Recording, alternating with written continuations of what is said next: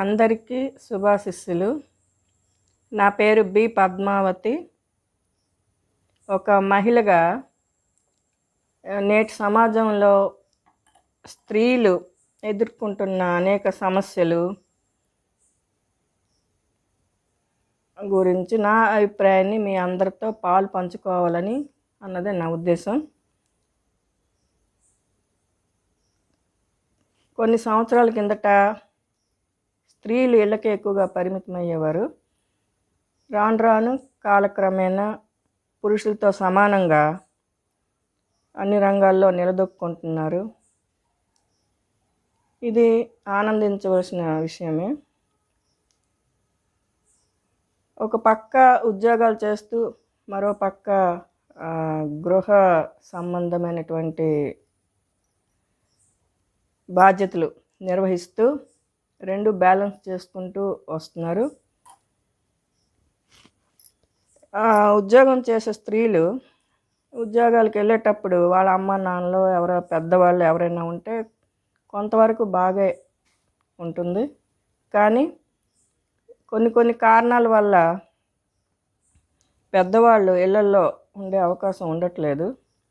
అలాంటప్పుడు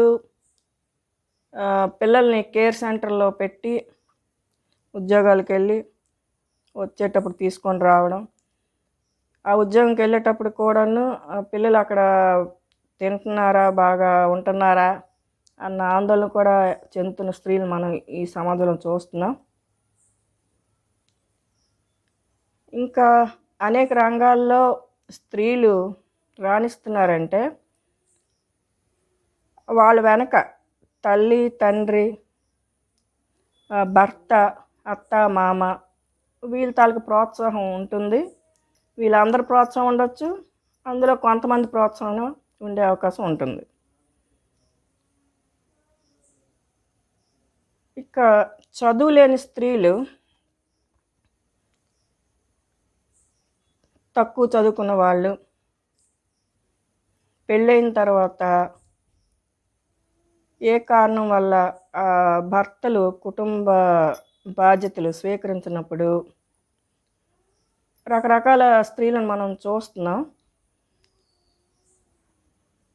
పెళ్ళైన తర్వాత వ్యసనాలకు గట్టా గురై కొంతమంది భర్తలు ఇలా బాధ్యతను పట్టించుకోకపోవడం, తర్వాత పిల్లలు పుట్టిన తర్వాత కొంతమంది అనారోగ్య కారణంతో భర్తలు చనిపోయిన వాళ్ళకి సంబంధించిన భార్యలు పరిస్థితి, వాళ్ళు ఎన్ని ఇబ్బందులు పడుతున్నారో మనం ఈ సమాజంలో చూస్తున్నాం. ఇటువంటి స్త్రీలు ఆ పిల్లల్ని వాళ్ళకు వచ్చే పనులతో ఆ పిల్లల్ని పోషించడం గట్టా జరుగుతుంది సంఘంలో. ఇటువంటివన్నీ చూసినప్పుడు నాకు ఏంటనిపిస్తుందంటే, మన ఆడపిల్లల్ని ఎవరికైతే చదువు మీద ఇంట్రెస్ట్ ఉందో వాళ్ళు శుభ్రంగా చదువుకొని ఉద్యోగాలు చేసుకోవడం, చదువు ఇంట్రెస్ట్ లేని వాళ్ళు వాళ్ళకి నచ్చిన వృత్తి విద్యలు గట్టా నేర్చుకోవడం, అవి నేర్చుకుంటే పెళ్ళైన తర్వాత అన్నీ సాఫీగా జరుగుతూ అంతా బాగుంటుంది. కానీ ఏ పరిస్థితుల్లో ఎటువంటి సమస్యలు ఎదురైనా వీళ్ళు చదువుకున్న చదువు, ఆ విద్య కానీ వాళ్ళకి అండగా నిలుస్తుంది, ధైర్యాన్ని ఇస్తుంది. మా పాప హై స్కూల్లో చదువుతున్న టైంలోనే వేసవి సెలవుల్లో తనకి ఎంబ్రాయిడరీ, తర్వాత సంగీతం, పెయింటింగు ఇలాంటివన్నీ నేర్పించడం జరిగింది. తను బీఈడీ చేసి హై స్కూల్ టీచర్గా పనిచేస్తుంది. మరో విషయానికి వస్తే స్త్రీల విషయంలో స్త్రీలకు స్త్రీలే శత్రువులు అవుతున్నారు మనం ఈ సమాజంలో చూస్తున్నాం. కోడల్ని బాధ పెట్టే అత్తలు ఉన్నారు, అత్తల్ని బాధ పెట్టే కోడళ్ళు ఉన్నారు. అలాగే అత్త కోడళ్ళు ఒకళ్ళొకళ్ళని అర్థం చేసుకొని శాంతిగా జీవనం గడిపిన వాళ్ళు కూడా ఈ సమాజంలో ఉన్నారు.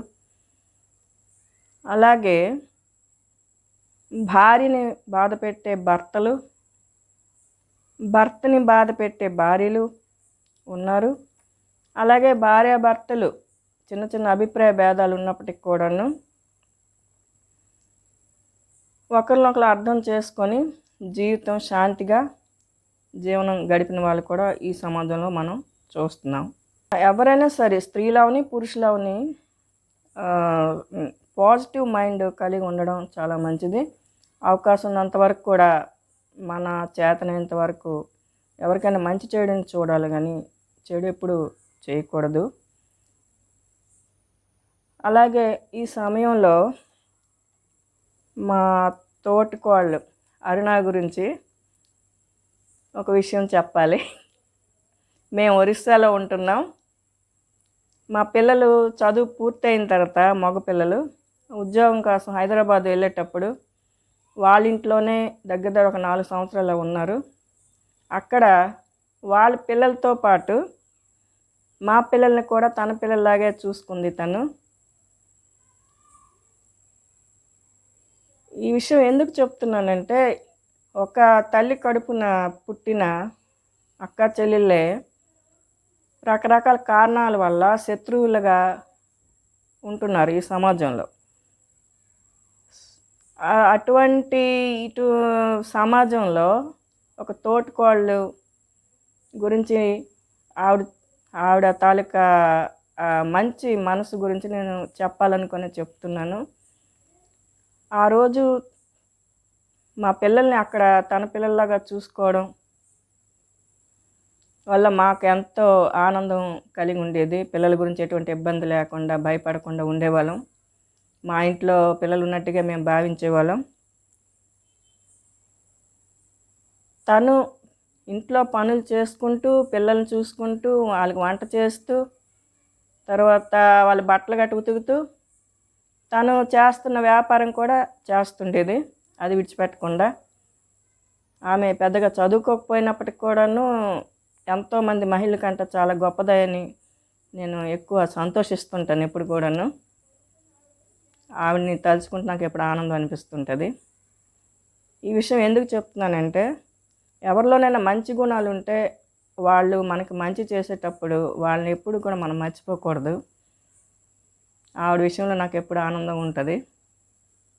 చెప్పాలంటే బోల్డ్ ఉన్నాయి, కానీ టైం చాలదు మనకి.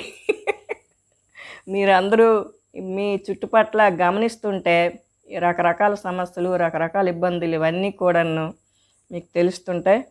మన స్త్రీలు ఇంట్లో ఉన్న వాళ్ళైనా బయటికి వెళ్ళి ఉద్యోగం చేసిన వాళ్ళైనా సరే వాళ్ళ ఆరోగ్యం పట్ల శ్రద్ధ చూపించాలి.